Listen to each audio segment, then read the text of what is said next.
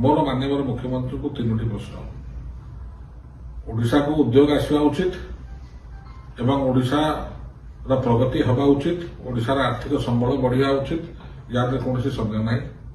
एवं सरकार पदक्षेप ना उचित किंतु मुख्य तीनोटी प्रश्न जोटा हूँ विगत सरकार में जी एमओयू साइन करा बर्तमान सुधा केते प्रतिफलन है जो अंचल विकास करने से कहते सी अंचल तीनटा प्रमुख जुगान्तकारी पदक्षेप विगत सरकार नहीं किंतु सेटा आज आखि को देखा जाऊ नहीं सेटा हूँ जीएसडब्ल्यू आपण ईवी बा इलेक्ट्रिक व्हीकल मैन्युफैक्चरिंग यूनिट तार खोज खबर नहीं से महाराष्ट्र को पलि सारे सर्वबृहत्तम प्रकल्प जोटा ओडिशा आसूला आर्सेल मित्तल स्टील प्लांट जोटा कि पारादीप हवा कथा जहाँ प्रथम पर्याय 6-1 नोटिफिकेशन जमी अतिक्रमण होता तार स्थिति आज कौन से ओडिशा अच्छा ना आंध्र जा सारे एवं तृतीय जोटा कथा हूँ जगतसिंहपुर अंचल आपण पारादीप अंचल जो विभिन्न जीएसडब्ल्यू स्टील प्लांट कहतु कि चौद्वार ठारे आपणकर स्पिनिंग प्लांट हो बा आपणक वारी जोटा ढेकानाल नेवलपुर पाखे आपणकर जो सोलर पैनल तैयारी करने कारखाना हो ये समस्त बृहत कारखाना ये सबको मिसईदे पाखापाखि 3.5 लाख 4 लाख कोटी टंकार पुंजीनिवेश जोटा गत सरकार समय साक्षात होता यही कॉरिडोर चारिपटे थिला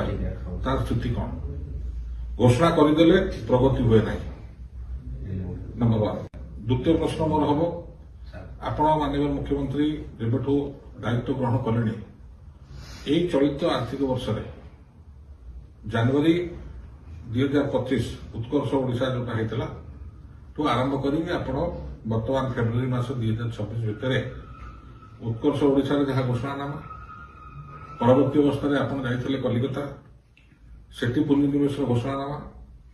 तापर आप हैदराबाद सेठिका पुंजीनिवेश घोषणानामा आप जाइए बैंगलोर एवं बॉम्बे मुंबई सेठिका घोषणानामा एवं निकट में आप जाइए राउरकेला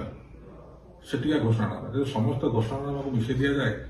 पाखापाखि 22.5 लाख कोटी टंकार घोषणा आप कर सारे गोटे वर्ष भर